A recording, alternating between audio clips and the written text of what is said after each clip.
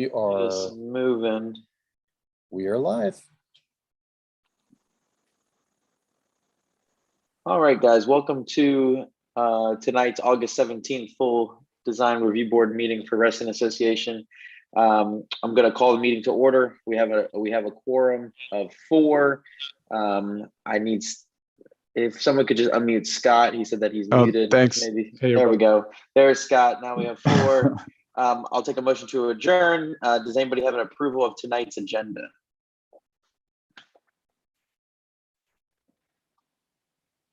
I'm sorry, did I hear incorrectly? I heard a motion to adjourn. No, sorry. It's a motion to approve tonight's agenda.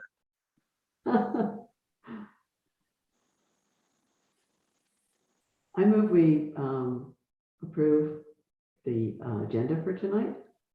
Great. Do I have a second?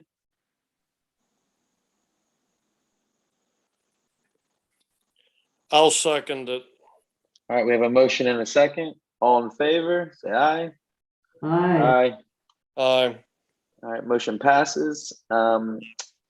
Approval, we have any meeting minutes, staff, to approve? Yes, we have July 20th, July 27th, August 3rd, and August 10th meeting minutes to approve. All right. Do I hear a motion to approve the meeting minutes from July 20th, 27th, August 3rd, and August 10th?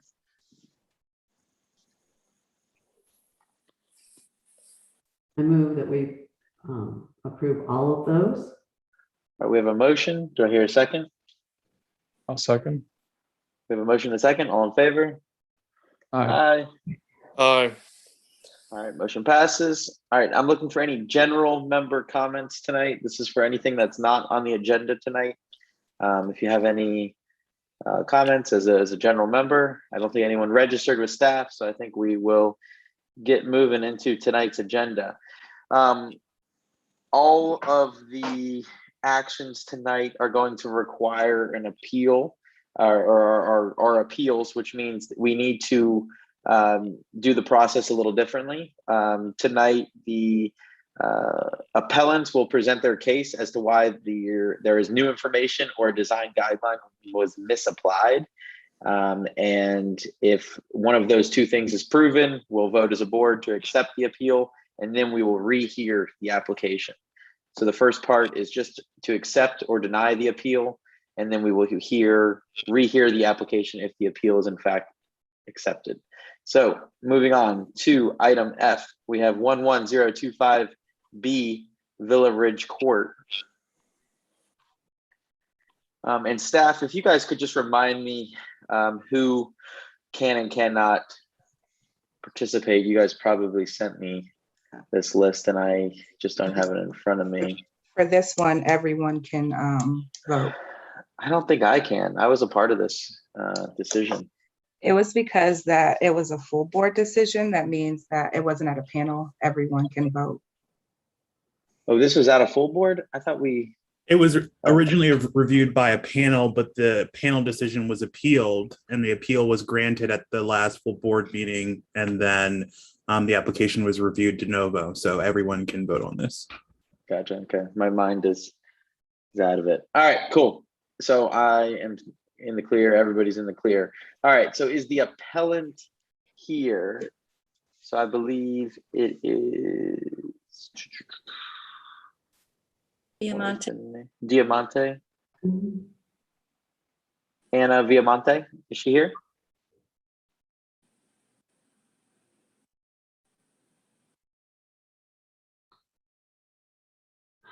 Ms. Viamonte, if you are here, can you please raise your hand? I don't actually see her.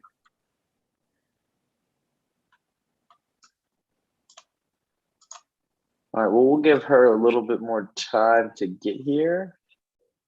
I assume that she was preparing to attend tonight, correct? Correct. All right, let's jump over to application G then, if that applicant is here. It looks like it's Michael Green. Michael Green is here. For 2519 Freetown Drive. Michael Green is here. Great. Yeah, let's get started on that one then.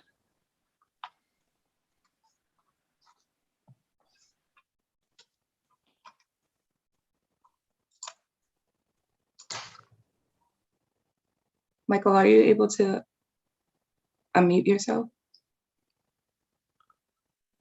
Yes, I am. Thank you. Sorry about that. No problem. There we go. Hello, sir. So for the appeal, this looks like this was appealed from a panel decision. Is that correct, staff? Uh, Is anybody from that panel here tonight? For the, yes, that would be Karen. So she would not be able to vote on this one. All right. So for the appeal, Karen will not be able, she'll be able to participate in the discussion, but she will not be able to vote on the appeal. But sir, basically you need to prove whether a guideline was misapplied or there is new information. So if you would go ahead and take the floor, and we will either vote on the appeal, and then we will rehear the application if we accept the appeal. Okay. Okay, well, thank you very much, and thanks for everyone taking the time to for this meeting. I apologize for kind of my disheveled look, and if I don't articulate things quite well, I'm running on very little sleep. My wife and I just welcomed our baby girl this past weekend, so we are running on fumes right now. So, Congrats. well, thank you very much. I'll try to do the best I can here, but I was just in your shoes a couple months back, so we'll take any advice from that. So again, thank you all. And the new information that I wanted to provide that I wasn't able to during the last panel review, that I feel that meets some of the criteria for having a 6-foot privacy fence, is we have I guess it's a utility common space ground that runs behind the split rail, and we have a transformer box, which, it being green, it's not the most visually appealing, but it does, since it's an electricity box, it does make a very, very loud hum. So it is audibly kind of annoying and kind of disruptive to the backyard. And this would be my new information to be heard, along with more of the information I can provide from the prior panel, but I don't know if that's allowable at this stage, if I can continue to talk more, or I don't want to take up too much time. if you have any other new information about the fence, that's one good thing. Do you feel like there was also a guideline misapplied at all, or? I don't know if a guideline was misapplied. I understand that 6-foot privacy fences, the normal fences allowable in Reston are the split rails, which don't I guess require a permit, if I'm interpreting it correctly. Many of the homes on my street already have the 6-foot privacy wooden fences that would match our design. The figure that you showed earlier, just a moment ago, that showed all the homes that have the 6-foot privacy fences, and these are all homes that are interior plot homes, so they don't actually butt up against any road or anything like that, or in my case, butt up against a utility space. So that I felt a little frustrated that a lot of the other homeowners have similar fences that I was requesting, and I'm just trying to do, as someone that grew up in Reston and really loves Reston and wants to do everything right. I'm just would ultimately we would really like to have this fence, especially now that we have a new addition to our family, and I recognize it was our choice to have a large dog. We have a Great Dane, but now we're in a scenario that it's makes me a little nervous. My wife taking the Dane out and our new baby girl out, and I recognize that's not part of this meeting, but it would, if we do get this and it's approved, it sure would be life-changing for us and our quality of life and just safety for our family. But and then also just the information I provided, many others have this fence, and I get that there's the question of you continue to approve these fences, what happens, everyone starts to get them, and it impedes in what kind of Reston stood for of having these kind of open spaces. And that's a tough question, or for me to argue against someone that actually really cares about that and likes the open spaces. However, seeing that majority of the neighborhood here already has them and we're not doing anything new, I feel like it still meets the design and still meets the criteria that would still be part of Reston.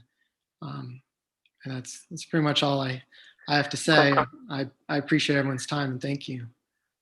All right, well, let's go around the room and see, but the main thing that looks like you're promoting is that there is some visual desire to screen. I mean, we can't approve these in unique circumstances based on road noise or certain lot line conditions and stuff. So there could potentially be there, but let's go around the room and see if anyone has any questions for you, and see if anyone wants to accept the appeal. So Jim, did you have any thoughts on this?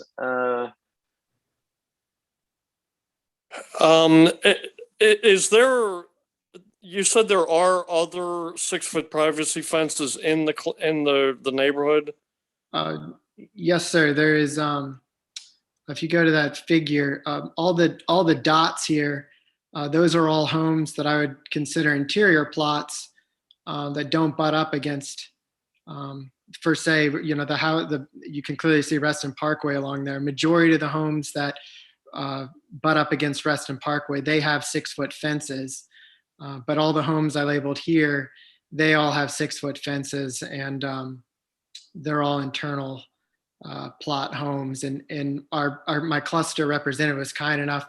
I thought, well, maybe a lot of these could potentially be not, they didn't go through the application process, but I found out that they were approved, and some were even as recently approved as I think last year, and maybe even one got approved while during this appeal and built. I don't know if that suffices to answer your question, but yeah, there's numerous ones. Maybe 15, 16 interior, and then another 10, 12 on the exterior. Okay. Yeah, and so we're looking at, what's tricky with those is that we don't know the circumstances with, besides, a loud road noise or something could be, happening with those. So it's a little bit tricky, but basically we have in our guidelines where if there's a section of privacy fence may be approved for a property line adjacent to a significant visual or acoustical intrusion. So I think that's kind of what you are hoping that we would accept from the appeal standpoint. And then we could kind of look at the fence over again if we saw fit. Karen, did you have any, or wait, Karen, you can't say anything. Well, you can, but I'll come back to you last.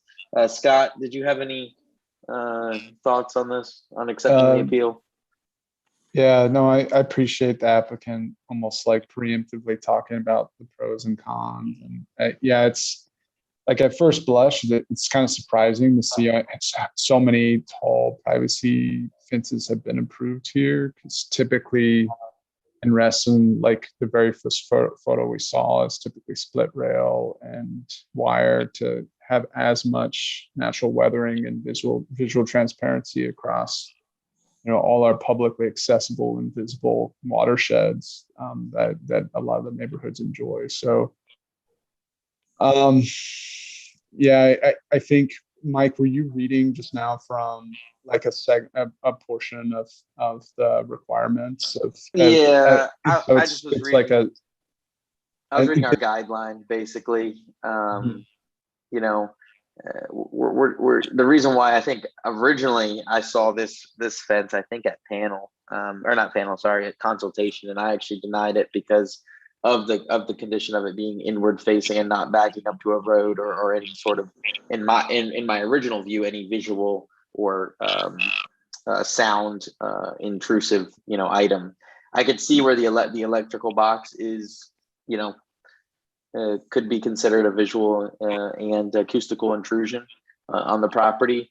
What's tricky is if none of the neighbors have, the neighbors all have split rails next door. So that's where it gets a little tricky. We usually like to be a little bit more continuous, especially when all these fences are right on the property lines, and they're not set back at all or anything like that. But I was just reading from the fence guideline. Yeah, no, appreciate that. Karen, do you feel this was presented thoroughly at your panel meeting? I do. Okay. You can't vote, but do you have an opinion on the new information of the acoustical and visual intrusion of the electric box? Were you guys aware of that? Did you know that was there?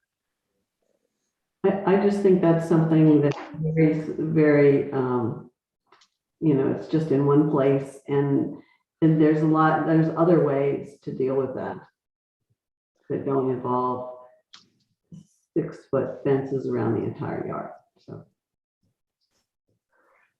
Yeah, it's tricky. I wish there was more of the same fence in the back. Of those ones that they did diligent research on. Unfortunately, none of them are kind of in that right in that backyard area of where, like, I'm looking at their pictures and it's all open, woods, and that's where it gets a little tricky. Does anybody out of me, Scott, and Jim, did any of us want to make a motion for accepting or denying the appeal?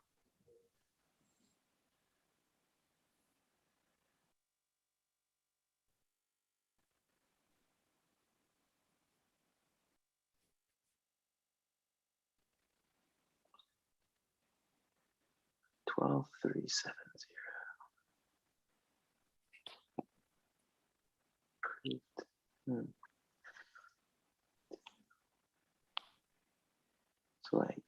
So staff, can I ask you a clarification question?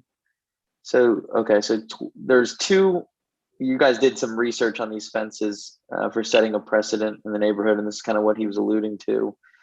Most of those look like they back up either to Pinecrest or Reston Parkway, but there's one on his row, 12370. I know the approval's back from 1976, so we don't know all of probably the conditions of what was at hand for that approval. Is there anything in the record as to why that fence along that lot was approved for a privacy fence? Or is what I'm looking at is what I get? That's the information that I have. I'm not sure. Yeah. 12392 at consultation at panel. Sir, do you know what the Copenhagen court address is? It looks like it's 12386, 12390, 12392. Those look back to a wooded area from what I could see.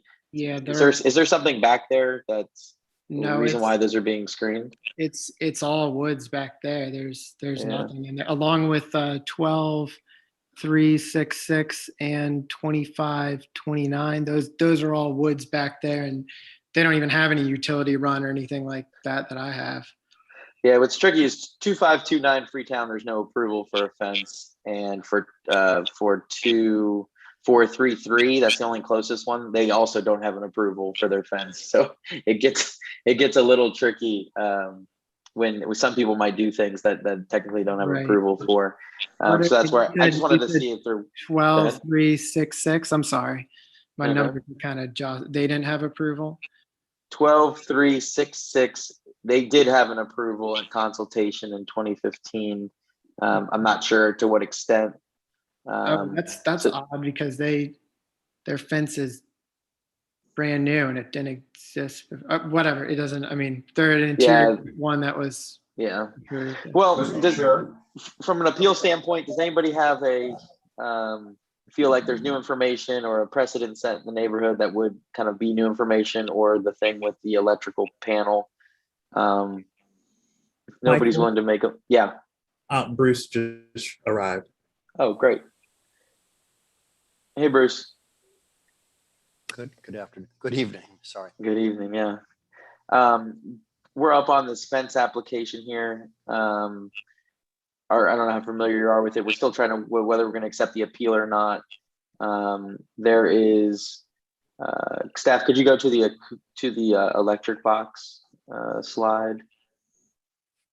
Basically, in the back, I believe it's the back right corner of the yard, has this electrical box that they're arguing is kind of a new condition that was not presented at the beginning or at the application last time when this was denied, to build a 6-foot high privacy fence around their perimeter, and also that there is other approved tall privacy fences in the area, setting a precedent for that area. Some have been approved, some have no approval on record.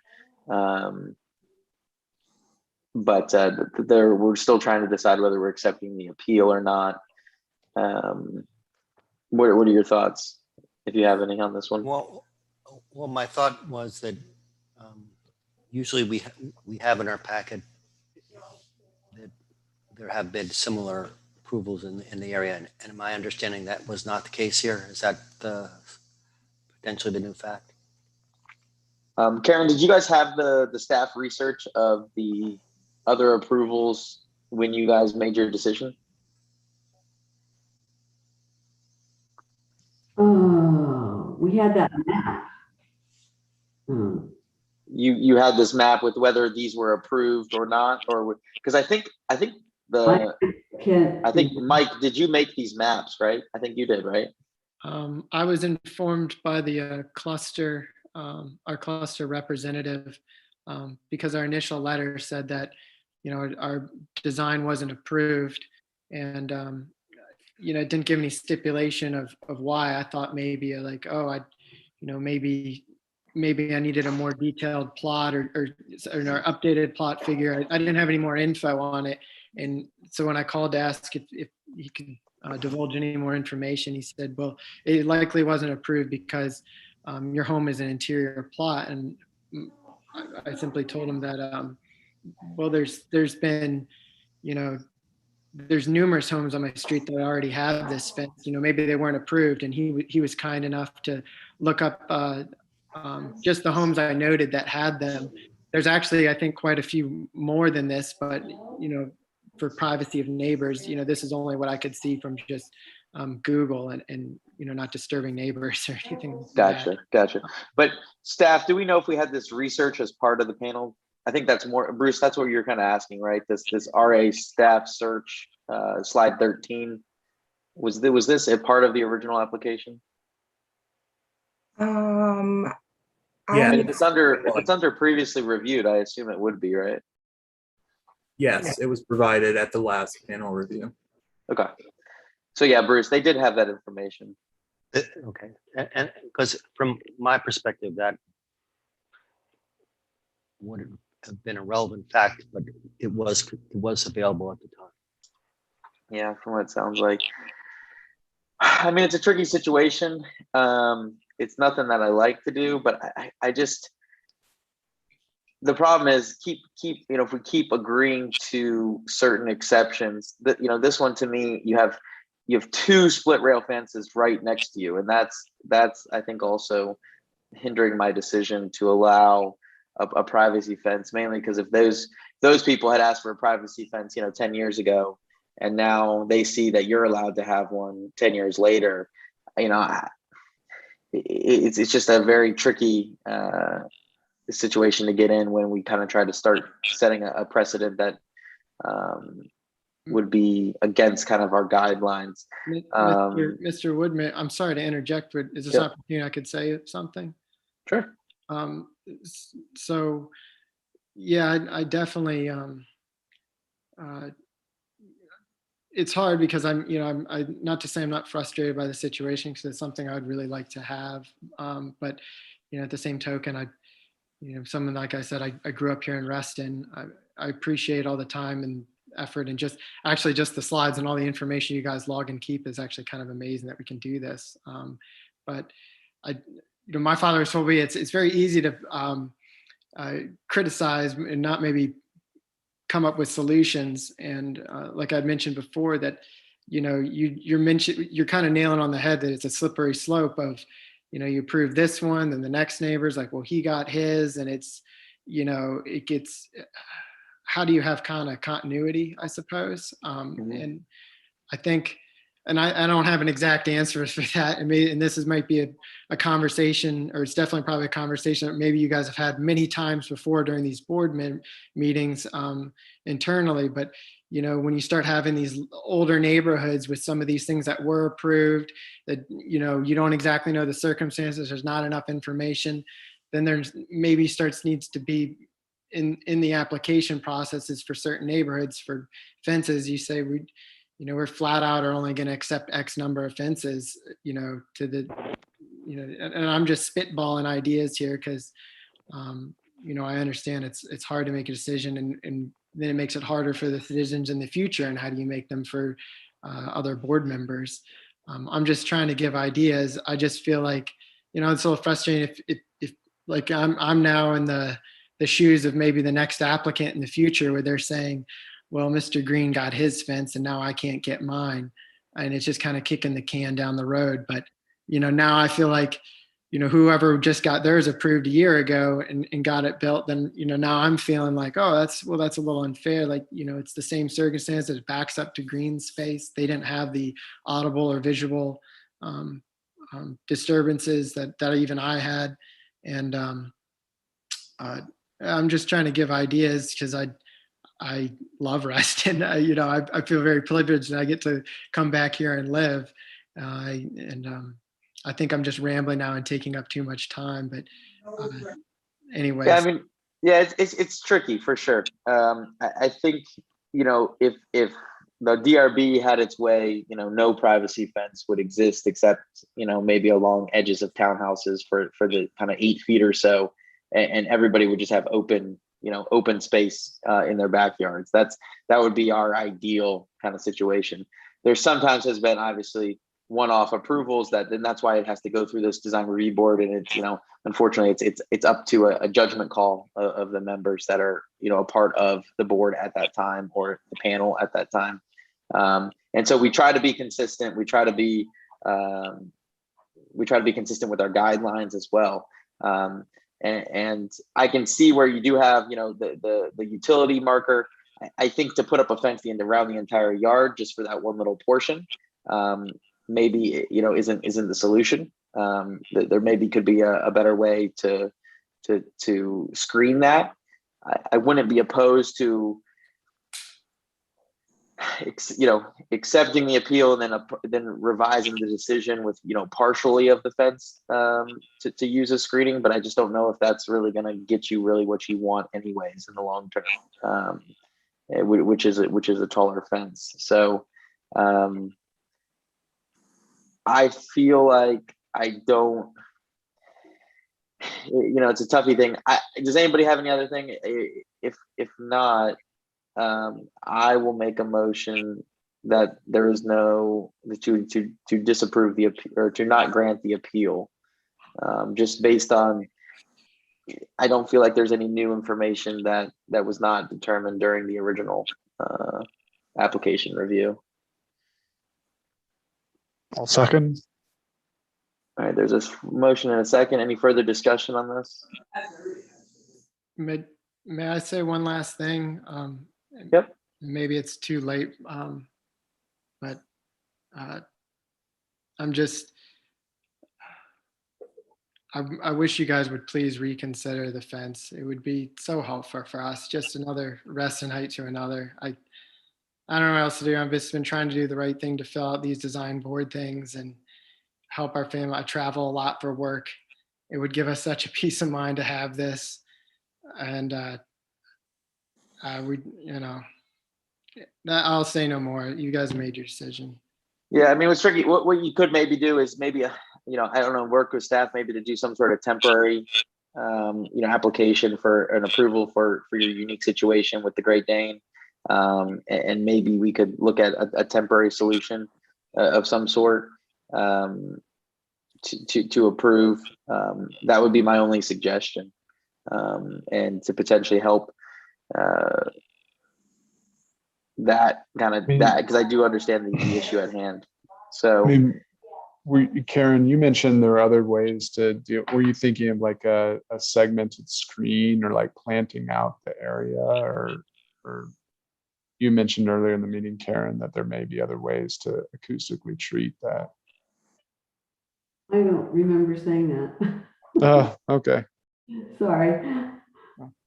I mean, I'm still, like I said, I mean, the motion, and we're in further discussion at the moment. I mean, I'm open to amending the application based on the visual intrusion of that utility box.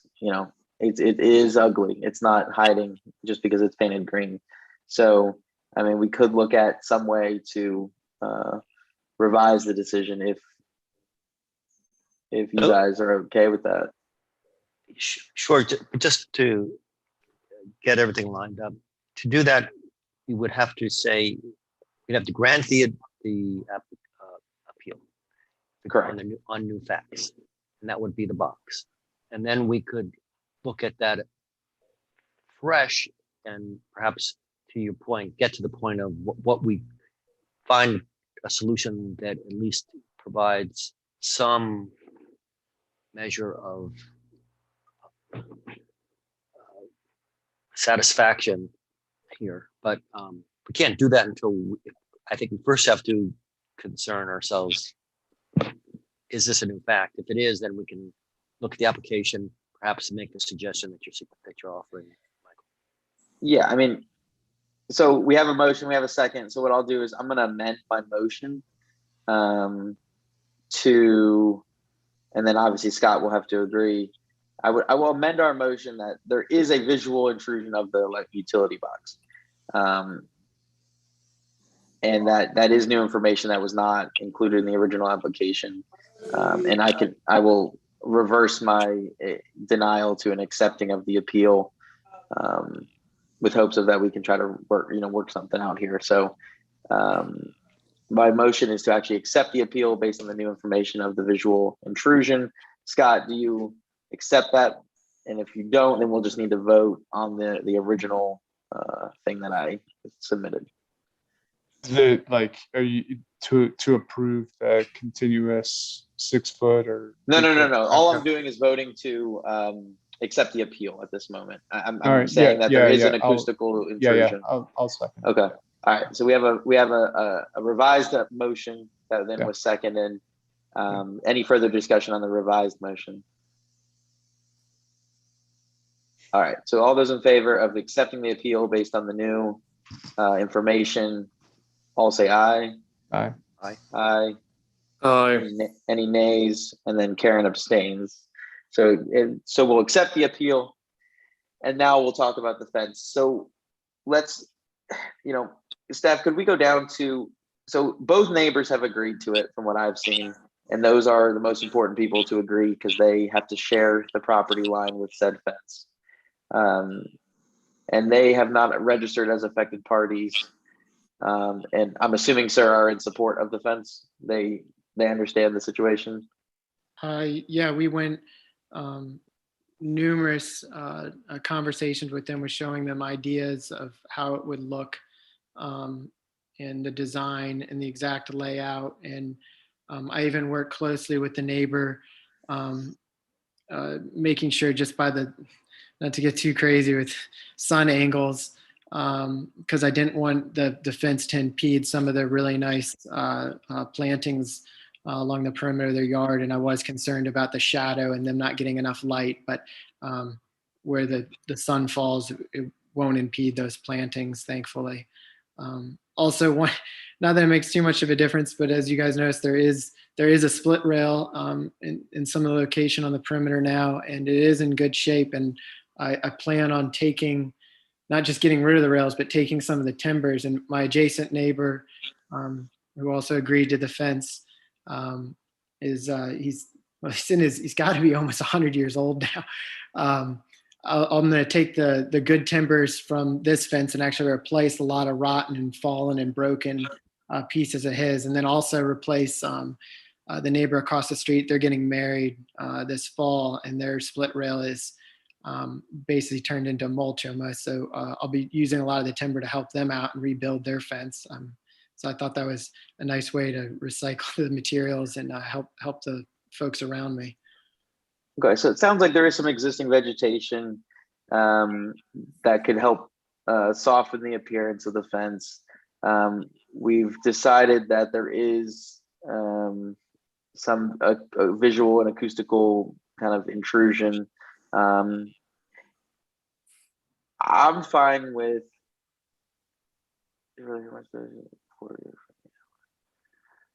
So what I'll do is, unless anyone else has anything to add, I know we've kind of already talked through this a couple times. I'm willing to make a motion if you guys will hear it. Michael, Yeah. before you make that motion, Yep. I would like an opportunity to address the DRB as an effective party on this application. Sure. Is RA? Oh yeah, RA is registered. Go for it. Thank You have 3 minutes. I think that applies to you. I think I would do 5, but I'm going to do Okay, it 5 in minutes. less than 1. You have a group. Go for it, Kim. So I just wanted to make sure that I definitely want all homeowners in Reston to be able to, the DRB to meet homeowners where they are and meet them somewhere in the middle in terms of the design guideline. But I think it's really important that the DRB takes into consideration that this case-by-case basis review of these types of installations are going to effectively be detrimental to the future of Reston in terms of the approval that you all start. So at some point or another, you all need to decide if the bottom line is whether or not 6-foot privacy fences are acceptable in single family homes. This is not a cluster. This is a single family home. This does not face a roadway, which has been the historical precedent that has been set by not only the design guideline, but past DRB approvals. I don't know the exact odds and ends of every decision that was done previous, but it does look like a panel and a consultation level was the review levels for those types of modifications. So the only ask that I have is that we need to be consistent in the approvals that we give for future. So this is starting in a new direction in terms of what is acceptable for 6-foot privacy fences for single family homes in Reston. We need to keep this consistent moving forward. That's all. Understood. Okay. Appreciate it. One crazy idea I have, and this is where I was leading forward. What, is 6 foot the height, right? So what if we to keep within the 2 split rails that kind of exist already, what if we looked at doing, and the applicant may hate this idea, but it may be decent enough, is that we could approve, and I don't know if it's ever been approved before, staff, but could we do a 6 foot high split rail fence? We basically add a second, 4th rung on the top. From what I mean, it would have to be still a new fence because the existing post wouldn't be able to support that, but it would be, I'm just doing a quick Google search and I've like seen a trellis? 4. Well, no, I've seen they do like a 4 rail split fence. So instead of 3 rails, you add a 4th, and there's a little bit extra spacing between to get to that kind of 6 foot height. Whereas a little bit taller to accommodate the larger dog that they have, but still has an open concept. And I feel like we're not going against our guidelines as a whole. And then we could try to work in some sort of privacy fence section for where the acoustical intrusion and visual intrusion of the green box is. And work along just that corner there. We could have some sort of transition between the 2 types of fence or something like that. I'm sorry to continue to interject, and Yep. Mr. Wood, thank you so much for trying to, I guess, I'm glad there's an open conversation for, and I don't know which board member it was, for having homeowners in the board, try to meet in the middle. And if you look at the layout of our fence here in red, that's what I was trying to do. And I love it. And I explored the idea of having a taller split rail and all that. But again, because no one else has that in their neighborhood, and someone that actually really loves design, and I build a lot of furniture. If you folks want any type of super custom furniture, I'd be happy to help you out. But neither here nor there. I almost felt like, because that was kind of what my wife had talked about, well, maybe this would be allowable, but I feel like you start to have, because there's already the privacy wooden fences, the flatboard fences already, approved in the neighborhood. It looks, to have something that's kind of unique like that. Well, I love that you're talking down that road of a meet in the middle scenario, but I feel like that would just not, it wouldn't meet anything else here and look kind of eyesore. And then again, I tried to do what is within the Reston guidelines, making the fence not very appeasable or visible from the road. And if you notice where it says that fences can come up to the side of your house, and just because of the angle of my house, some neighbors that had angles, they had the fence coming all the way up almost to the midsection in the, I'm pointing at my screen. You guys can't see where I'm pointing. I'm a little tired, but you know, I set the fence back to the rear like that, so you can't see it from the road at all. And you'll see that little L right there because we have a large oak tree right there that hides that portion of the fence and gate. So you wouldn't be able to see it from the road or then, you know, the walkway across the street. It's not even visible. So, you know, I was trying to fit it in to make it, you know, not catch your eye at all. And, you know, instead of, thank you for pulling up these photos where those bushes are, you know, it's set back way behind that. So you wouldn't see any of the fence line whatsoever. While I greatly appreciate you trying to come up with some different designs that would help us and greatly help and make it safe for my dog to be back there, you know, I'd still like the idea of just having the flat board to match some of the other neighbors and have that continuity in the neighborhood still.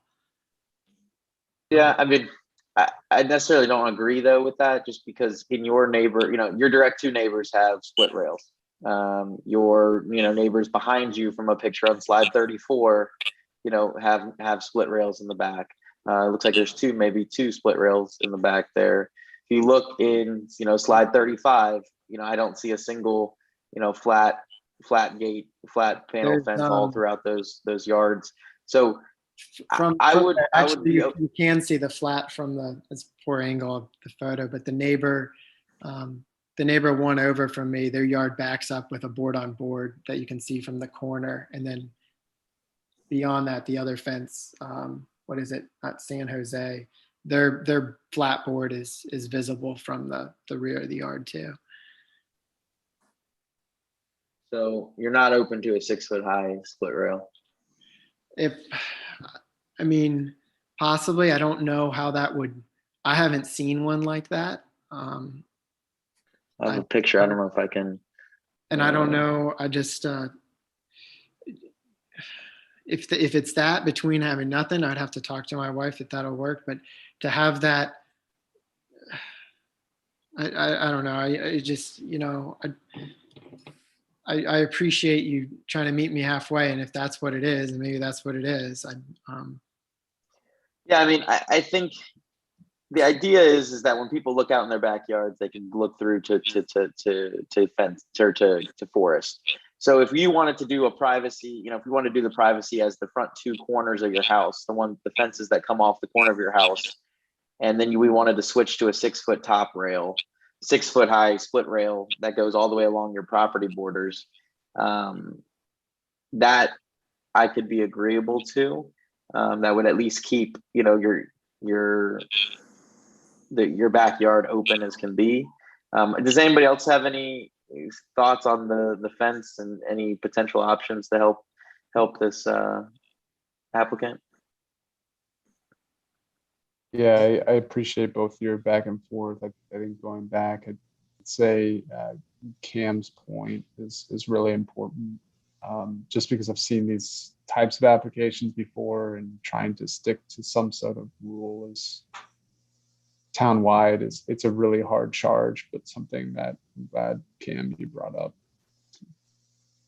Yeah, well, and that's where I'm trying to help the applicant with the 6-foot high split rail, because it'll achieve the extra protection that his unique situation requires, yet still keeps our, you know, somewhat enforces our guideline of a split rail, you know, whatever predominant style of fences in, you know, in the surrounding neighbors, which to me here is split rail based on the pictures that I've seen. I do understand that 12370 San Jose Drive has a fence that was approved back in the 70s, which obviously was a panel way before I was even born. So I think even if they wanted to put in a new fence, we almost would say, you know, we might even want to enforce putting back in a split rail on that type of property. Bruce, Karen, this is the new now, so you can input. Did you have any thoughts? I think the thing that bothers me most is when there are some that have no fences And there are some that have, all of a sudden you've got this, because these are large yards. And so you have really a large expanse of 6 foot high fences. And I think it just looks really very strange because there's no here nor there to it. And Yeah. so I don't oppose having mixing different sizes of, I mean, you know, a limited, just something to introduce a little bit of forgiveness. That everything has to be one or the other. And I think that because the yards are so large, I don't understand why they have to all be fenced in this, you know, the fence has to go all the way around the outside and it has to be the same kind. And then and nobody uses planting as part of a way of screening themselves. So I just find it very frustrating that we seem to be stuck with one thing or the other. And but I certainly oppose entire yards of 6 foot high fence. Okay. My big thing also, the 6 foot high privacy fences are very hard to maintain. So after about, 10 years, that fence starts looking terrible. And is, it's inherently has so much surface area for water to collect. It's going to be an issue. Bruce, did you have any thought? My observation is that I was troubled by the fact that there were some that were approved, but if they're approved so far back that it predates our ability to understand the thinking, and following, I think what Cam was suggesting, our job is to address the guidelines. I think your suggestion about trying to find a practical solution in terms of height without moving totally off our guidelines is probably as far as we can go without essentially rewriting the guideline. So unless there was some reason that it's not clear why the board approved things more recently, I'm convinced that Cam is correct, and we should find a solution along the line that you're suggesting. Okay. Yeah, I tend to agree. What I would do is I'd be okay with approving kind of a 6 foot high split rail. Basically, it's a 4 rail versus our 3 rail that we typically have, which basically means they essentially add an additional, 18 inches or so to the top rail, and it essentially gets it where the poles are 6 feet and the fence itself is, pretty darn close to 6 feet, depending on your grade. And I think aesthetically, it's not going to impact the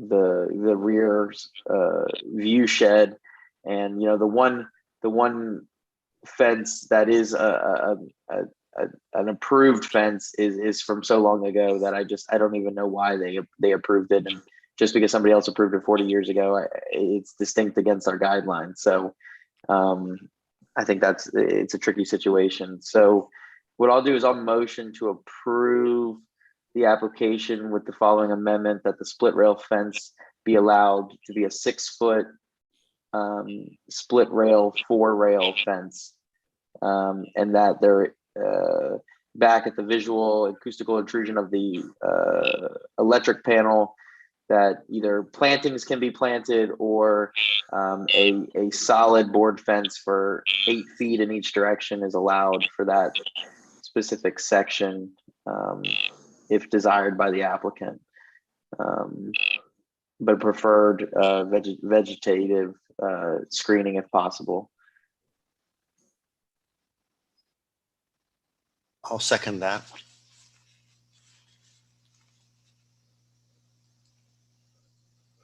So there's a motion, there's a second. Any further discussion on that? All right, all those in favor say aye. Aye. Aye. Aye. All opposed say nay. Nay. And Karen, are you abstaining? Yeah, I am. Okay, Karen's abstaining. All right, so the motion passes 3-1-1. All right. Thank you. Hopefully that does something for you, Mike. Appreciate it. All right, so Villa Ridge is the applicant, the appellant Anna Viamonte is here. So if we could go back to application F, that would be great.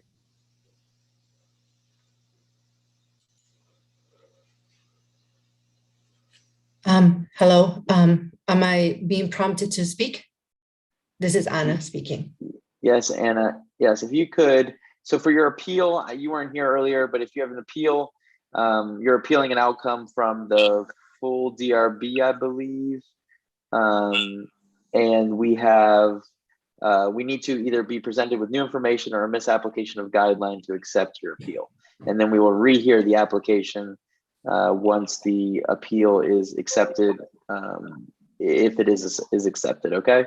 So if you want to go ahead and submit what the basis of your appeal is, and we will go from there. So yes, on March the 2nd, the applicant's application was not accepted because it was not in conformance with the design guidelines for air conditioners and heat pumps, which say that the size and acoustical specifications of the unit should be appropriate for its residential setting and located to minimize its visual and acoustical impact on neighboring properties. So that was the basis of the denial of the application.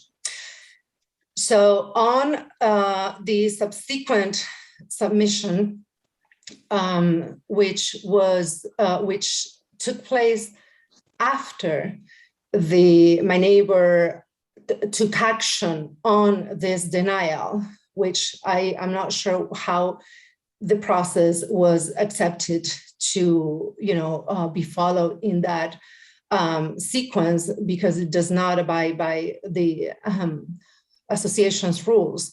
So basically what I'm trying to say is that, again, the neighbor, in a one-sided approach, just went ahead and decided to move this heat pump to a different location.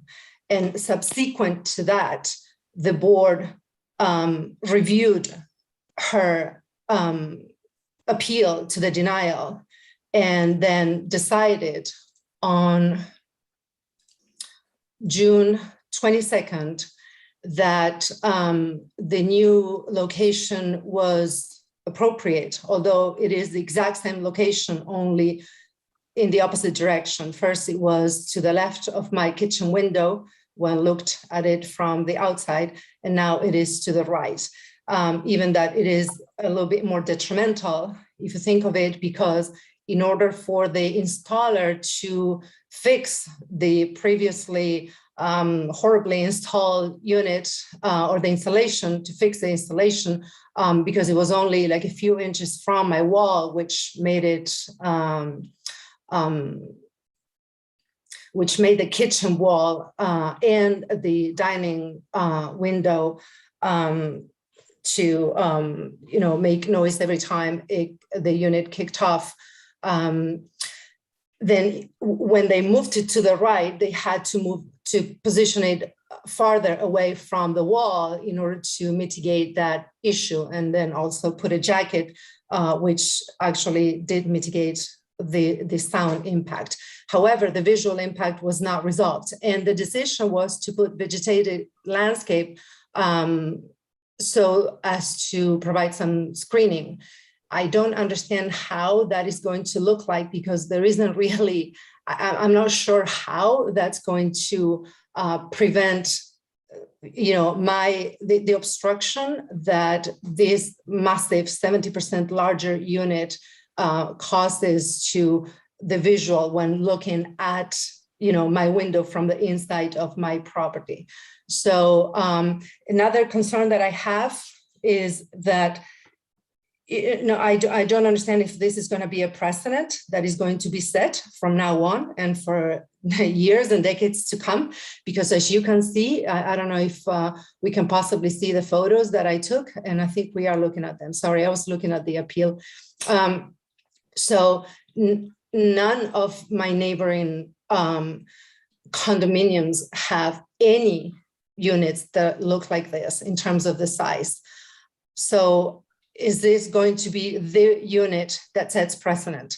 I do recall that Ms. Stone and the applicant, my neighbor, Anne Marie, they referenced 10 plus units of similar or the same size, and I wasn't able to find any of the same size when considering how the context should be taken into account in terms of the visual impact from my property.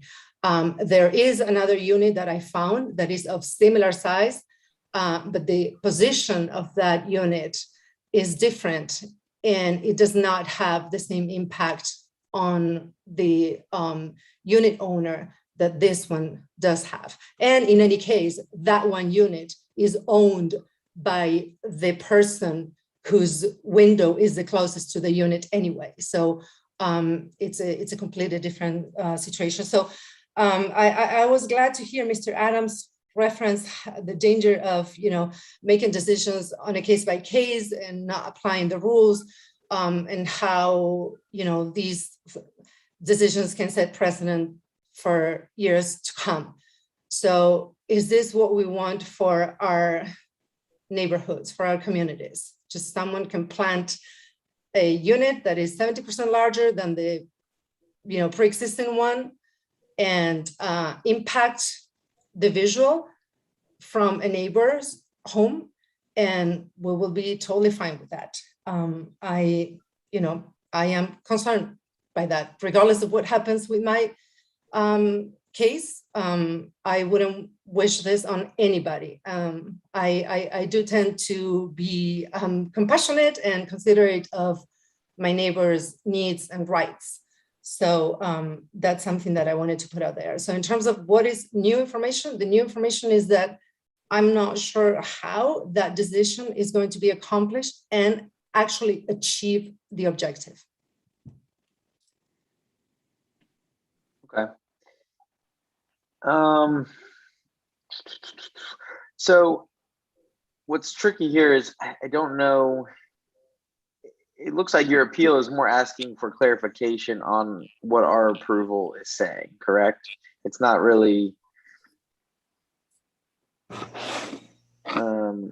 it's not really introducing any new information from what, or a guideline. You're asking for some help on what is this type of screening that we're suggesting or not suggesting, but requiring from the original applicant to, you're requesting you would like a drawing or something from the applicant for what's going to happen, whether it's going to be a lattice or whether it's going to be a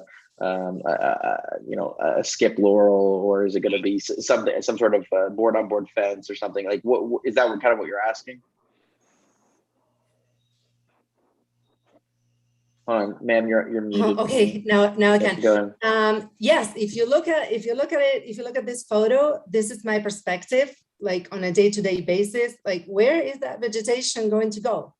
And then what are you guys going to do when someone else comes up with something like this? Again, I looked everywhere, all over the place in my neighborhood, all over the place, and I took a gazillion photos. I didn't want to bore you guys with more photos. I can take more if you want, but there are no units like this one. This is very unusual. Is this going to be used in the future to point out why someone else can also do this same thing to another neighbor? And I also would want for you guys to look at it from your perspective and to think, how would it feel if someone did this to you? Because, it's not fun. I did not buy a property with these characteristics, and now I have to live with this. Yeah, I mean, what's tricky is unfortunately it's a necessary utility of life. and so it's a tough decision from, I'm still shocked that condo has not, to me, you guys have a condo association for a reason.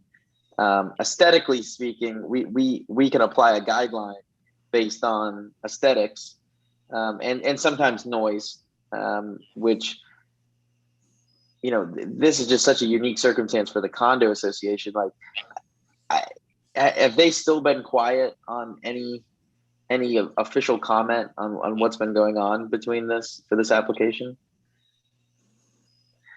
Huh. The condo president has been involved, and she's actually an affected party on the application. But when we initially brought this to the attention of the condo during a legal committee meeting, it was suggested that the condo consider reviewing or considering doing a standard for HVAC replacements, so that this could potentially be one of those considerations in terms of height for replacement units. Or new units. Yep. I mean, Could I just suggest, the first question is, are we hearing this as an appeal, and don't we have to decide whether they're new facts or new misapplication of standard? And from that perspective, for clarification, it was my understanding that there is no standard here for the condo as opposed to the standard that we have for clusters. So in that case, we're without a standard to apply, or in this case to misapply. So we'd be left with the issue of new facts in terms of hearing the appeal, unless the real request is, as you suggested, Mike, is for asking us to clarify. And I'm not sure how, whether this is an appeal is the proper place to do that, but the first would be to understand if we're asking an appeal based on what new facts, or if it's not appeal, or if they're asking for assistance in clarifying, maybe we can do that. But we have to decide which one, or we'll be here for quite a while. Yeah, no, I agree with you, Bruce. I see what you're saying, and I think unfortunately the question is coming through an appeal when really it should be, from my understanding with our approval, was that they needed to work with the condominium to find some sort of approvable design for this circumstance that to us was going to be coming up, more often than not.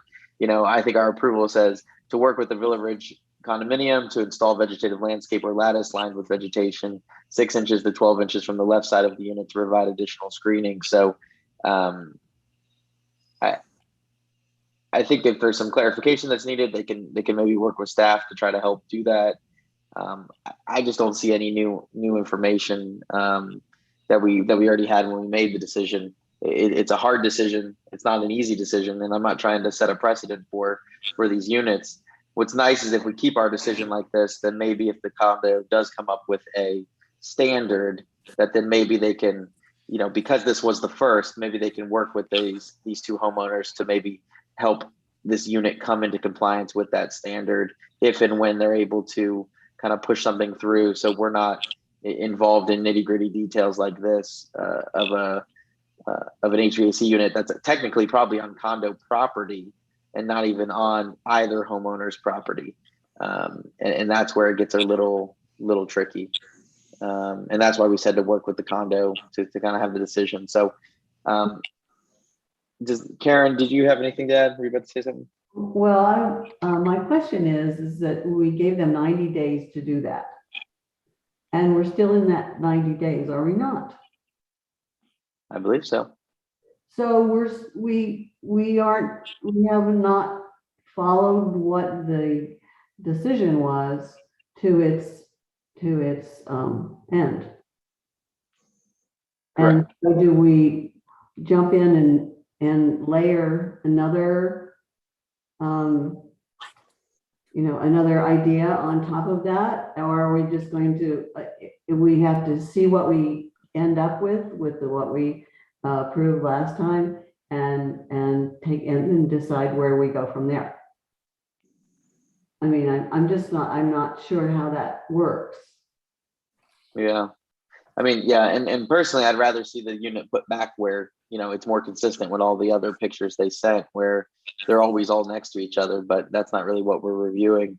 I was just saying that because of new information, you know, all the other units are next to each other, not separated. In you know, in all of these pictures, they're all next to each other. So that's the only new information that I see, is that we approved it in the sense that, to me, it could potentially be more of a visual impact on not only her property, but also the other surrounding properties with that current location of it being located to the, I guess if you're looking from the outside, to the right of the window. If you look through all these pictures, all these are right next to each other. So it almost seems like theirs is a little bit of an oddity. Not only is it bigger, but it's kind of in the wrong spot based on what I see. But I think there's, I mean, this is, I don't know, I'm just not quite figuring out. This is a different and overlapping application. Is that what we have here? No. So it's an appeal of our decision. So the applicant hasn't even probably started the process of investigating the screening, because our decision was appealed from the last meeting. So even though their 90 days started then, technically, because the decision was appealed, their 90 days haven't even started yet. And staff, you can correct me if I'm wrong with that, but I assume that since it's an appeal, that kicks our decision, you know, delays our decision down the road. If we were to deny that appeal today, they would now have the 90 days kicking in, starting based on the letter they would get next week. Is that correct, Steph? Technically, the decision still stands, so no, but we would, of course, work with the applicant if there was mitigating circumstances. Yeah, because I mean, to me, if there's an active appeal on an application, they shouldn't be expected to do work on it, because if it could get appealed, then they would have to do the work over again. So that's different clarification that we'll deal with later. But I mean, Karen, are you thinking that there's we're still trying to decide whether we want the appeal or not? So if somebody's leaning one way or the other, I'd love to hear a motion. So we can... Michael, I would move to deny the appeal for lack of new facts or misapplication of a design guideline. All right, we have a motion. Is there a second? So does that leave the other decision intact? Yes. Correct. I'll second the motion. I kind of think we started something and we maybe need to finish it. Well, we're open for further discussion now. What exactly do you mean with that, Karen? Well, I mean, I think we've asked for something. We have a decision, and I don't know if we can just take that away and say, no, we don't need that anymore, even though the reality may be that the person hasn't started. So, I mean, Right. Well, yeah, we're not taking that away. We're basically denying this appeal. I'm hoping staff will touch base with the condo association to say, you know, have you guys come up with, you know, or the applicant. I'm not sure who's responsible for ultimately this vegetative screen. Touch base with both of them and say, have you guys come up with a design yet? And so we can see what it looks like and show it to the appellant here. So that way she can get a comfort level with what's going to be proposed for that screening. So that's what, to me, is going to happen when we deny, if and when we deny the appeal, which is what the motion on the table is right now. is it possible that there's another decision that says the existing unit is disapproved? there's that current motion does not exist. The only way that would happen is if we granted the appeal and then there was a re-review of the application, and that is what the outcome came to. Okay. Yeah. Right now, though, there's a motion and a second on the table for a denial of the appeal based on no new information or no misapplication of a guideline. The further discussion, I believe, is closed. So let's take a vote on the motion. All those in favor to deny the appeal, say aye. Aye. Aye. Aye. Any against? Nay. Any abstentions? Karen, which way do you vote? Yay or nay? I did nay. You did nay. Okay. No, So, I'm sorry. I approve. Say that again. so do you vote do you vote to deny the appeal or to? Yes. Okay.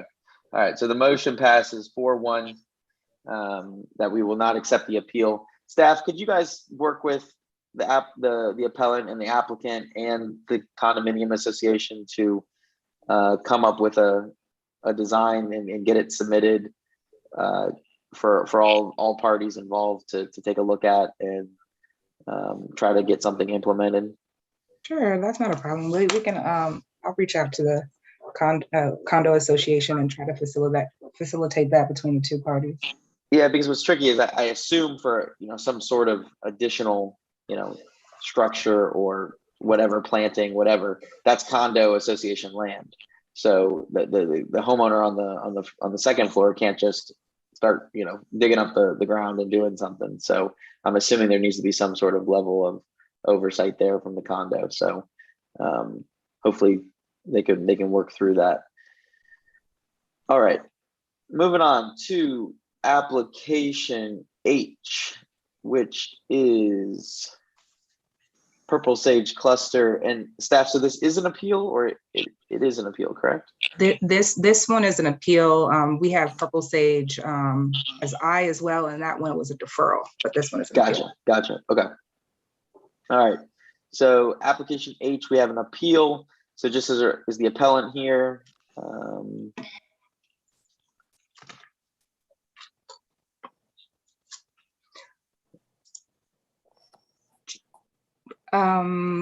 Let's see. It looks like it is Bob and Jim. Jim. Yeah.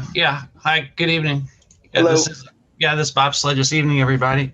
The reason for the appeal on this, as I think what happened when it was approved, it was kind of an after the fact approval. And I think it was Karen who brought up the fact that the trees are gone, there's no getting the trees back. However, the appeal kind of relates to is there's no additional information. However, it's really, in my view, a misapplication of resident associations governing documents. The appeal relates is we believe the DRB failed to impose the appropriate fines per RN governing documents and even the Virginia Property Owners Act for a violation of RA design guidelines for tree removals. That's outlined very clearly on RA's website.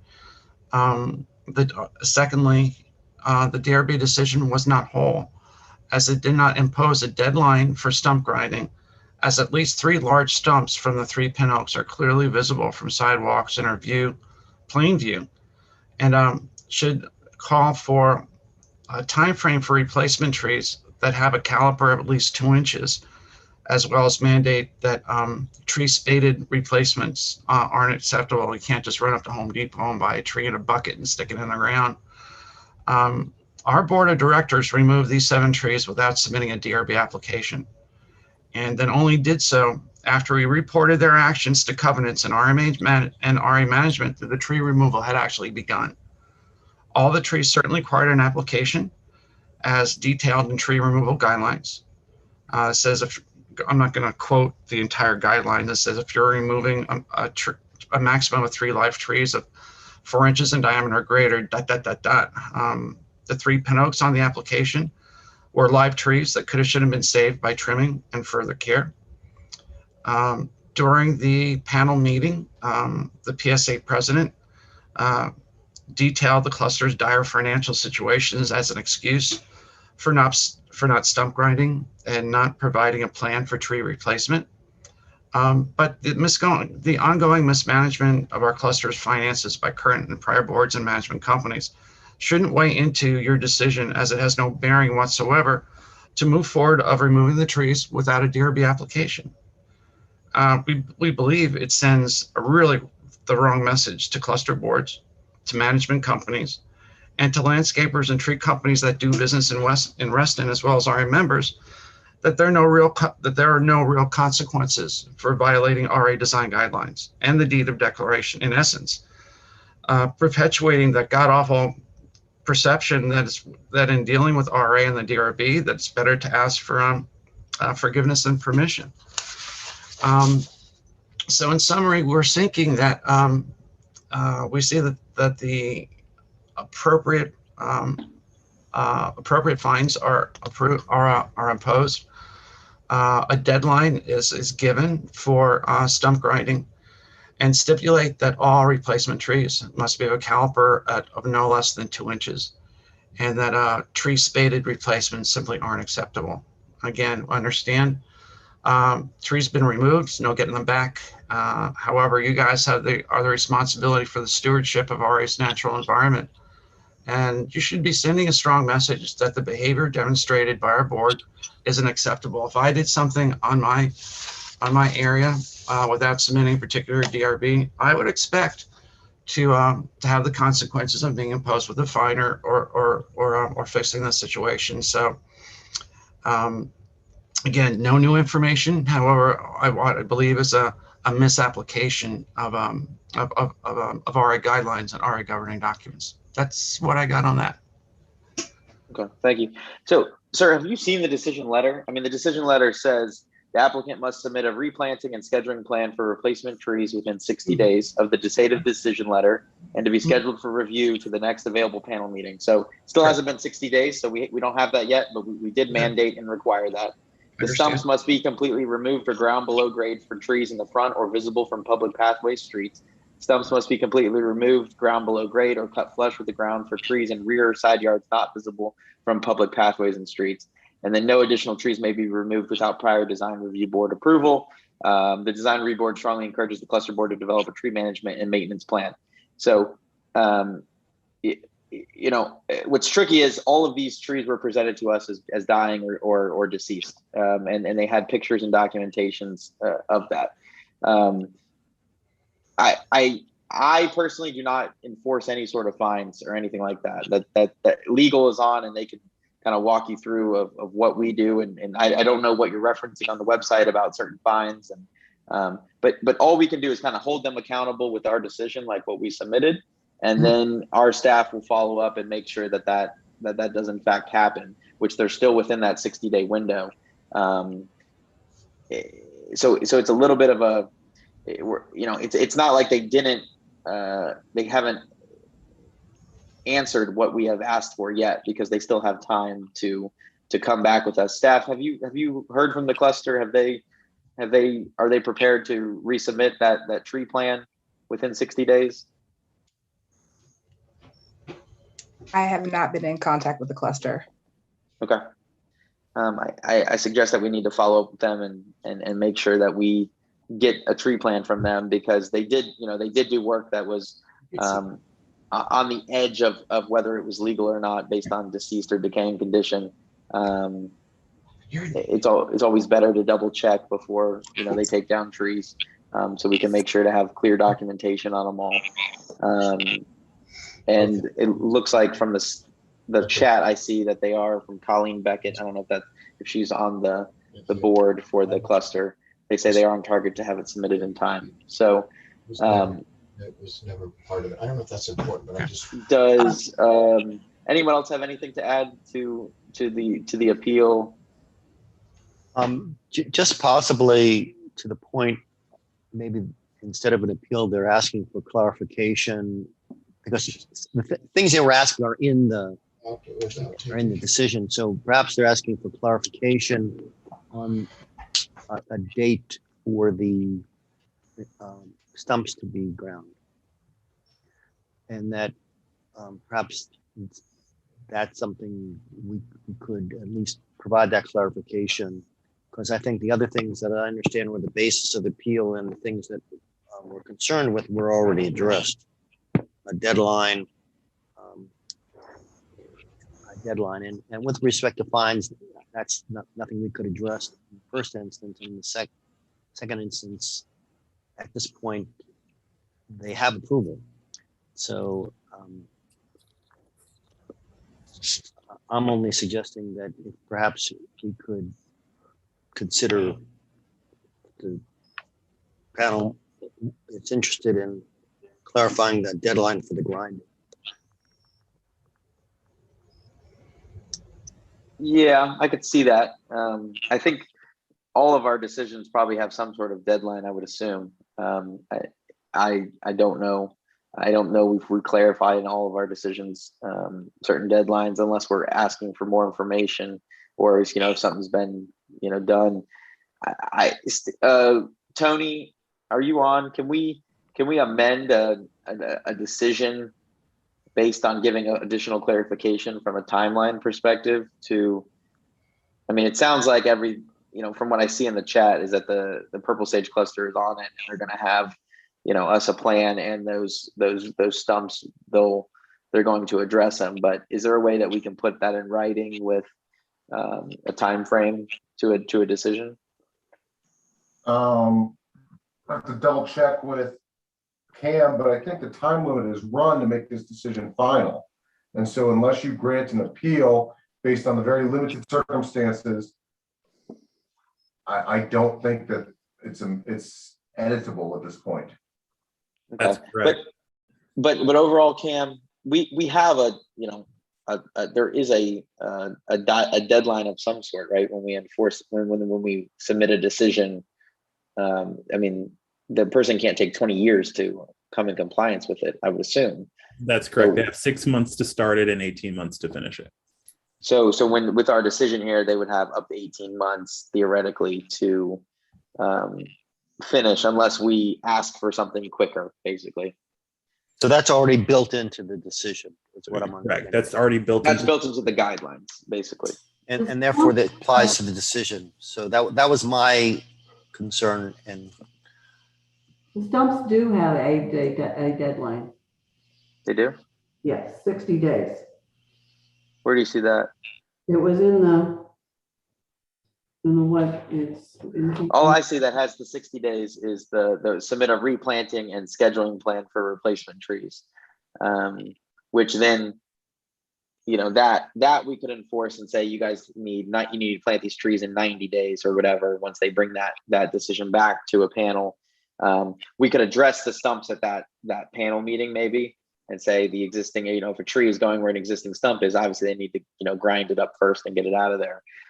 That's more than likely where most of these new trees are going to go back, would be where existing trees potentially were.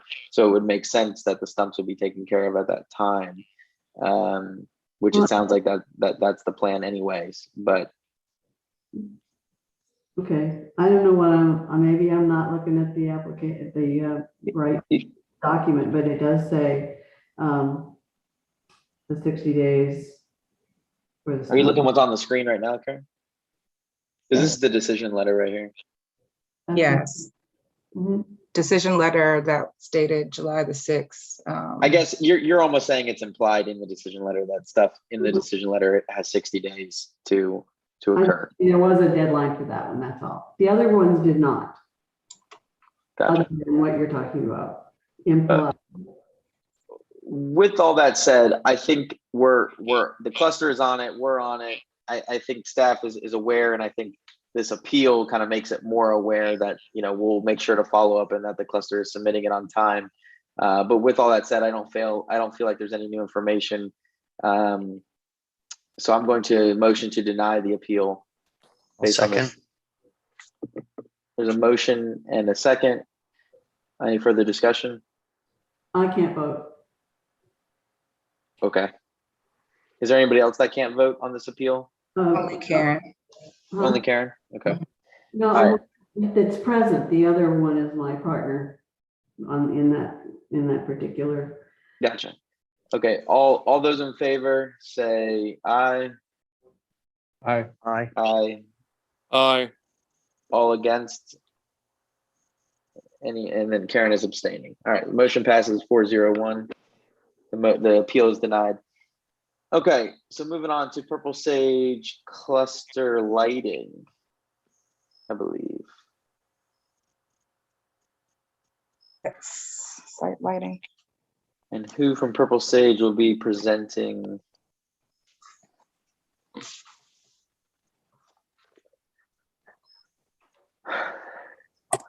Do we have Colleen on? Yes, hello.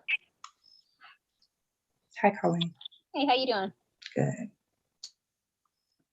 All right, welcome back. So you guys, we're going to investigate a couple things for us and hopefully come back with a little bit of an amended application. So, So, oh, can you please unmute John Robeson? And I'm here. Oh, hey, John. Hello. Maggie. Sorry. so if you guys could go through present application, and there are some good parties, we'll hear them once the applicant is presented, and then once we hear from the affected parties, then we will ask those questions. Okay. Sounds good. If you could walk through what you guys are doing. John, do you want to take this? Well, so I'm sorry, Michael, you were breaking up as you were speaking. Oh, sorry. All I was saying is that there's a couple affected parties on the application. So the process is you guys will present, and then I will hear from the affected parties, and then we will have discussion about the application. Okay. Okay. Well, So at this go ahead point and in time, we've supplied the community with a proposal to install and replace actually their current site lighting. The original quote was sent February 20th, 20. And since then, to my understanding, I'm just the contractor outside, that there's definitely been some affected parties that not agree with what we've actually turned in.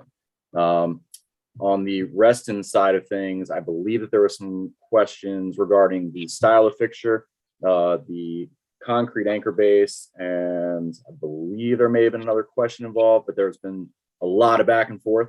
You know what I mean? So I'm trying to be here on this meeting to answer any technical questions that might be arise from our our quote to the community. Yeah, so I think on the original application, we asked them to investigate alternative pole fixtures.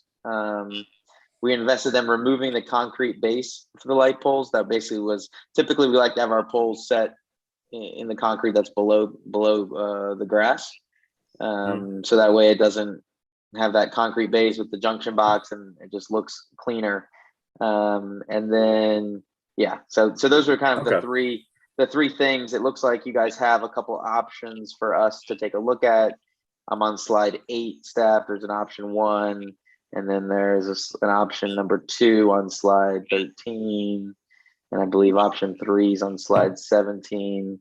So do you have anything, all these lights, they would all be on poles that would go into the ground, and the concrete and all the wiring and everything would be inside the pole, and we would not see all that? Is that my Yes, sir, that is understanding? correct. So the conduit will be underground, and then the new concrete anchor base that we will install, the conduit will then make a 90 in through the base and come up through the pole. And there will be handhold covers on every one of the poles for access points for splices. And all that stuff will be self-contained. As far as the concrete anchor bases are concerned, I'm okay with putting the grade level. However, I would want them to be an inch or two above grade, simply just for the snow buildup, water, etc. Thinking over time, the concrete anchor bolts will get rusted out and corroded if they are below ground level, where you would have ground saturation, so on and so forth. Okay.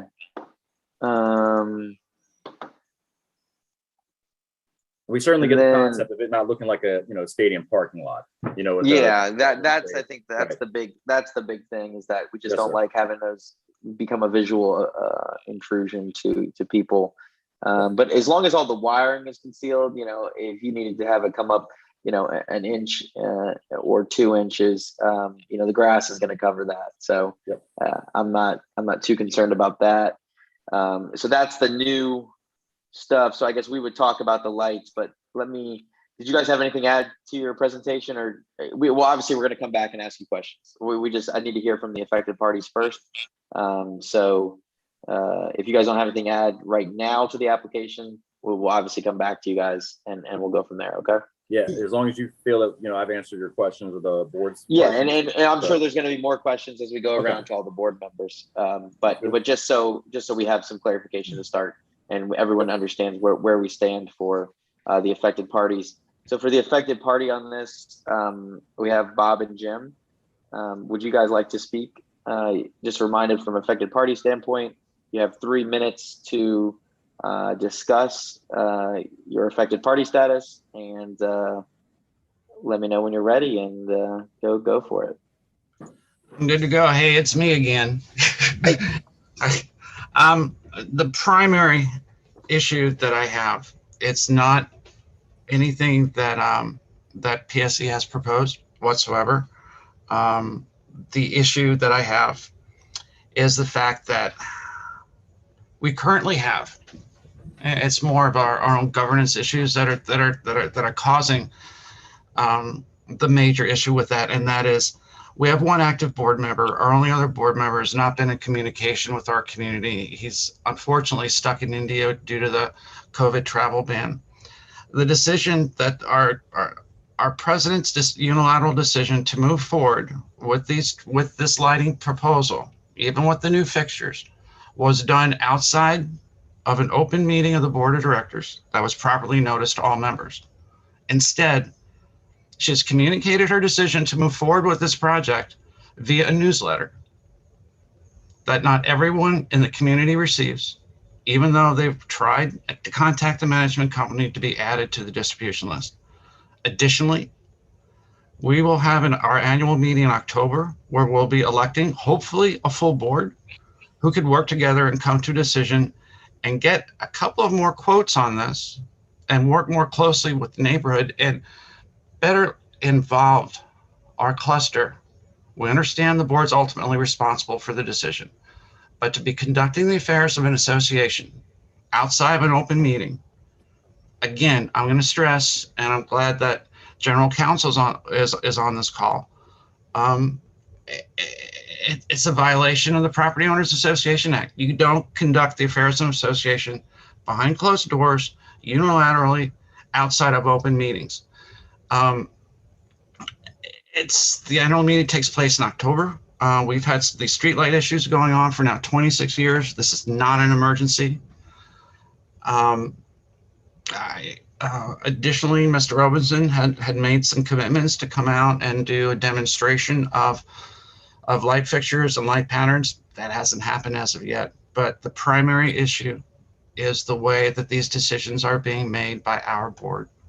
And again, that's outside of the open meeting requirements of Virginia statutes. And to me, and to many other members of our association, that's unfortunately unacceptable. That's less than 3 minutes. That's all I have to say. Great, thank you. The staff, there's one other person saying they're an affected party. Their name is Meet the Chief. I'm sure that's not their real name, but we only received one affected party statement, so it's up to you, Michael, as the chair, if you'd like to recognize someone else as an affected party. Yeah, I mean, if we could just unmute them, I'll ask them their name and address and see what their affected party status is, and then I'll decide from there. Can you hear me? Yes, hello. Yeah, hello. Who am I speaking with? You're speaking with Jim of Jim and Bob. So I am an affected party. Cameron does know that, or he should. He knows both of us, and he knows the situation here, and it's not a happy one. I would like to first say that John has avoided members here at Purple Sage, myself personally. He will not speak with us. He will not come out and to a meeting or to walk the property. He will not discuss some of the concerns of his drawing and his proposal. He has one thing, there are 25 bases, lights, and fixtures, poles and fixtures here. For his latest little map that Colleen passes around shows 24 lights, because there's a 1, 2, and 2B. And then when you count around, you do get 25 poles and lights. The reason I'm talking about this, if you can't even total the number of lights and poles we have, how can you possibly be accurate on a quote? We're going to be paying close or more than $250,000. We're 91 townhomes. We almost have as many lights as we do houses. And they've cost us over 26 years. They've cost us, they've nickeled and dimed us. They put in metal halide bulbs, $85 list. They charge $150. Ballasts go out like hotcakes. It's been a feeding frenzy. That's why we are in debt. One of the biggest reasons why we're in debt is we've thrown money at these streetlights. I would like to see a lighting the front and rear entrance signs. That's a pittance, but it would bring some class. It would help people find their place at night. That's not being considered. We also have 4 meters in 4 zones. 85 years ago, Country Walk, our neighboring association, we've had, when they built the place, they tied some of our lights into their meters. We need to separate from Country Walk once and for all. This is a perfect opportunity to do that. The only thing it's going to cost, and it probably won't cost anything if it's negotiated properly, not by Colleen, our board president, who does not know how to manage contracts and negotiate contracts, either trees, seal coat, or street lights. She's led by her nose. She's cost us a lot of money because she doesn't know how to include stump grinding or other things into the cost of taking down trees, is one example. Here's another example that these zones are not even, they don't indicate, this little map doesn't really indicate what needs to be addressed. All right, that's time. Okay, great. Thank you, sir. So for tonight's application, I understand it sounds like there's some management issues at hand with the actual cluster. We're not here to kind of get involved in that. And council, am I correct in that assumption? That we do not oversee how boards act and what they're kind of, I mean, I'm assuming that we're making sure that they're notifying clusters and stuff like that about their work that they're proposing. But other than that, there's nothing we can do from that side of things, correct? 100%. They're a separate corporate entity. Okay, just kind of putting that as for the record. So as the lighting goes, from an option standpoint, does members of the board, did you guys have a chance to look at the options they're proposing? I think they're much better than what they originally had. Karen, did you have any thoughts on the couple options that they threw out there?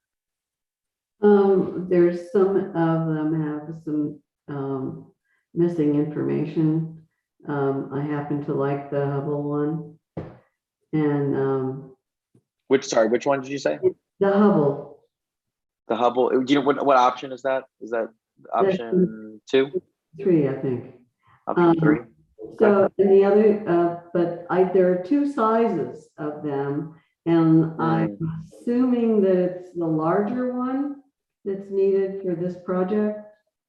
Oh, I was hoping it was the smaller one. I'm with you. John, can you clarify for option 3? There is 2 different size fixtures. Are you guys proposing the larger one or the smaller one on that cut sheet we're looking at? So at this point, I was just trying to throw some options out there to see visually what would work for resting. You know what I mean? Okay. For me, Yeah, it really more of the comes down- shoebox style fixture with the light shining down. Yes, sir. So, and Yeah, that's kind of okay. what we were gaming for. What I have to actually do is, I'm new to Zoom, so I don't know how to go in and out really all that well. What I will have to look at is the overall size, what the lumen output is on the actual proposed fixture. The original option was 78 watts per head. So wherever that would be in that wheelhouse is what we go for. And that's going to be based on the size of the actual fixture. And also, So and it there's, looks like, I'm sorry, and it looks like on the bottom under key data, it says that it's available in a 25 watt to a 340 watt fixture. 340 watts is obviously way too much for what they're trying to do. So if I think we're in that 50 to 70 watt range, that's what we'd go for. Would you be able to scroll down? Is there a second page to this that actually says the size? There's dimension sizes on slide 23. Basically, the smaller one is 14 by 12. 3.25. I mean, as long as we can do the, I guess it's RAP1, which is the smaller fixture, and we could get that in a 50 to a 70 watt range, then I think that would be fine on our end. Okay, so RAR1. And there's no photometrics with that one? So originally we did photometrics with Rab Lighting, who was the original manufacturer of the spec. So what we'll do is once an actual fixture is picked and everybody's happy with that, I will send that back to the manufacturer for them to redo the photometric layout, which then we can submit back to you folks. But I didn't want to have to go to 3 different vendors, right, and have them actually pick out 3 different sets, 3 different, photometric drawings. People start to get a little bit testy when you ask them to do free work, and do these layouts and so forth. I also like this, then it's the only one that says anything about glare. And Glare in a good way or glare in a bad way? in a good way, in a good way. Gotcha. Okay. And I think that's it, because the color lamp is anything, but Yeah, well, it looks like we can pick options. We can require the 3000 Kelvin, which is nice. really We have the RAR looks like it comes in all the way up to 135 watts, all the way down to 25 watts. So there's, depending on the number of lumens needed, it looks like we can adjust, they can adjust it accordingly. Yeah, and correct. And this is not something that I'm not going to say that you need this, that, the other. We will put this back to the manufacturer with the Google layout that we've done for the pole locations and say, here's what we have. What do you recommend? Right. And they'll be able to put together those layouts and say, here's what's recommended for site lighting, parking lot lighting, etc. Okay. Karen, did you have any other questions? no. Okay. Jim, did you have any questions or have a preference on lighting? The small Hubble, I would go for. Okay, so I think that just for the record, that is the RAR1 is the ratio area size 1, I guess, is the smaller one, which is around 12 by 14 head, which I agree with. Scott, did you have anything? No, thanks. All right. Bruce, did you have anything?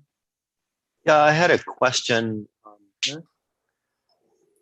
Just based on the comments of the affected parties, and this is really for the staff. Is there anything about the application that would indicate that we're not dealing with the appropriately credentialed person to represent the cluster? I'll answer that.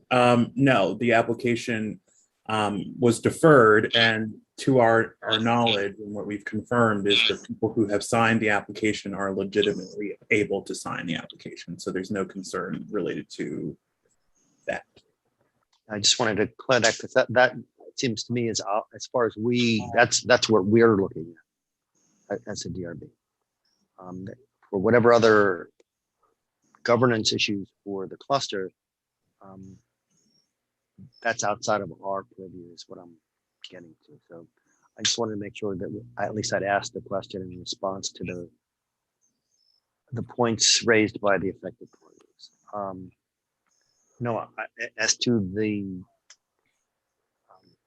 various choice, I concur with what's been said about the Hubble head. Okay.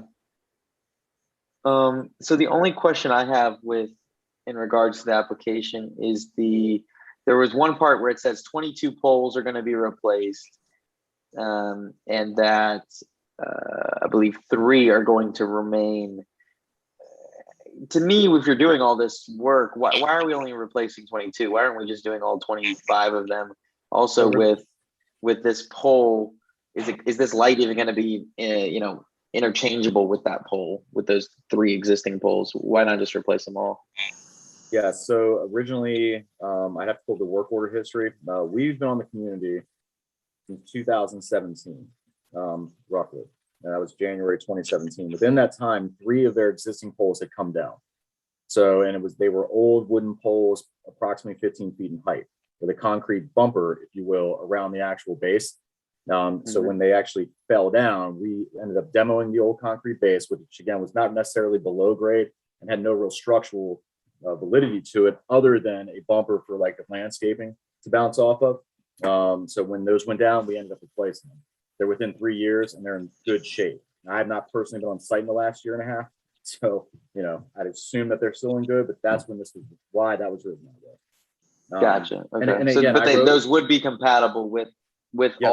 all 3 of the options. They're compatible with, and it's going to look the same. And they they're were all going to look the compatible. same. Yes, they were compatible with the RAB lighting. I need to look at the bolt pattern on the Hubble fixtures and make sure that we're golden. So, and if they're not, then what we'll have to do is actually amend this actual quote so it'd be 25 and 25. But I think we can actually make it work, man. I'd have to see the actual bolt pattern on the fixture, but other than that, I think we'd be good. Okay. The same you're saying? I'm sorry? Say it one more time, Karen. Are you saying that the fixtures will look the same? They will be the fixtures will be the ones that we talked about. The Hubble. Okay. All right. Yes, ma'am. Yeah. All fixtures are getting replaced. It's just the poles. The 3 poles that were replaced would be existing because they're matching. Now, I may put a clarification in there. If those poles don't match, that they gotta be replaced, because there's no point to do all this without it. Now, with that said, it sounds like we need to have an updated photometric done based on this selection. If we were to select option 3, so if we were to select option 3, would that be? I think it'd be nice to see the photometric. I think it would also give time for the cluster members to see the photometric and to be able to, weigh in on that. I know there was, affected party was also asking for maybe some additional lighting up at the front sign, little things like that maybe could maybe get integrated into the plan with that photometric.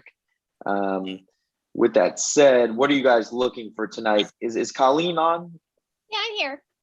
Hey, Colleen, are you guys looking for final approval? What's tough is we don't have an updated photometric. It's a little hard to give a final approval, but I'm sorry, we're not looking for that. We just want you to choose a head. Okay. We just And want then you you to guys- choose a head so that way we can go and do everything else. We just and want then to you'll come back with the rest of it.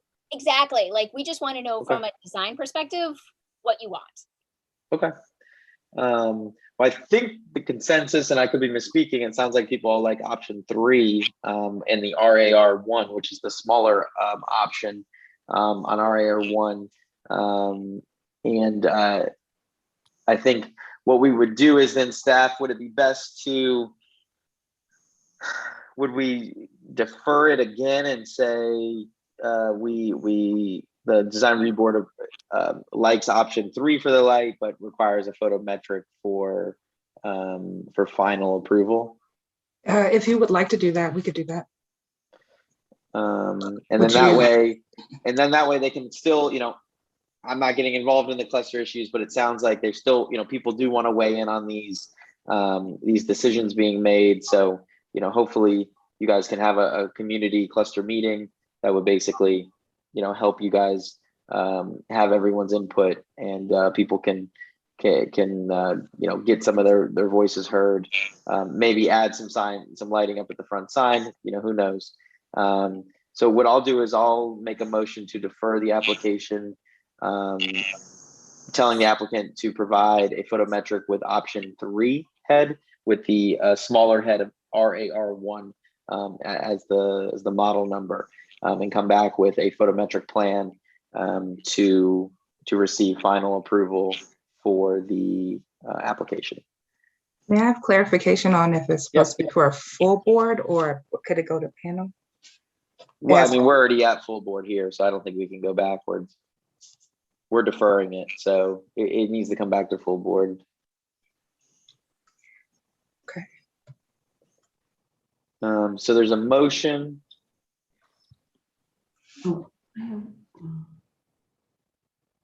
Is there a second? I'll second. There's a motion and a second. Any further discussion on the motion? I just have one question. Yep. There was some comment made that there are more fixtures than are needed for this project. And I just wondered if that had ever been considered. I mean, I just, maybe they're just replacing each one with the same, so you always have the same number. But I guess that would be harder because you'd have to rewire things. So maybe that's a bad idea. Anyway, I was just curious if there was any comment from the contractor. About what though, Karen? So you're asking from about the number of fixtures that are provided. Yeah, on our original quote, this was light for light. So take down an old pole, install a new one. Right. And then the other portion of our contract is actually to refeed all these pole lights as well, to replace all the underground wiring, conduit, and all that stuff as well. Yeah, and that's probably pushing the cost, correct? I mean, that obviously is expensive. That's the big part. Yeah. Yeah. And I'm assuming I'm just, once again, it's not really any of my business, but is that required? I know my old cluster, we did that for a couple poles where it was really, the wiring was bad and lights kept shorting out due to water damage. I assume that there's a reason why you guys are proposing that. We did. We actually went through and we tested the existing installation values of all the conductors on every one of the pole lights about a year and a half ago, 2 years ago. I have to go back to the history and look at the readings, that they were in pretty subpar condition. And due to other ground faults known throughout the community, so on and so forth, that's where it came up with the plan to refeed it as well as replace the pole. So it was kind of twofold, right? You had ground fault problems or, crappy condition wiring, if you will, and then the handful of poles that actually went down, and then getting away from your HID lighting to actually doing the LED changeover. Okay. All right. So there's a motion. There's a second. We had some further discussion. I'm ready to take a vote on it for basically the deferral based on needing a photometric plan for option 3. So if you could provide that to us in the next meeting or whenever you guys get to it. So let's take a vote. All those in favor, say aye. Aye. Aye. Any against? And any abstentions? No. All right. So motion passes 5-0. We will see you guys next board meeting or thereafter. Awesome. Thank you very much. Great. Thank you. Good night. Bye-bye. All right. Moving on to application J. Oh, I guess not an application. J. Cam, take it away. Hello. So I'll try to make this really quick. What we're looking for is basically kind of a conceptual approval or an approval to move the draft that we have for you all on the electric vehicle charging station design guideline to move forward to the Board Operations Committee, BOC, for their September meeting to be presented for discussion and any recommendations to come back to the design review board. And just so everyone understands the next couple of steps, if the DRB approves this to move forward to BOC will review this at their next meeting, which I believe is September 7th. And at that point, BOC will review and discuss and present any recommendations that they would like to include to the DRB to then be reviewed at the DRB's next design review board full meeting in the format of a public hearing, at which point you will make a decision to approve to move forward. That will go to the board of directors for review and final approval. And there are a couple steps in between that that require public notification in the newspaper and so on. So just so you're aware of that process, we're hoping to have this all wrapped up at the October board meeting. But essentially, the changes that we discussed at the last meeting have been made. So if we could just scroll to the second page, I won't go over everything. I'll just go over the changes that were discussed. The wheel stops, Michael, we clarified that we of course would prefer wheel stops over the bollards, but still making it a case-by-case basis as needed or as requested and reviewed by the DRB.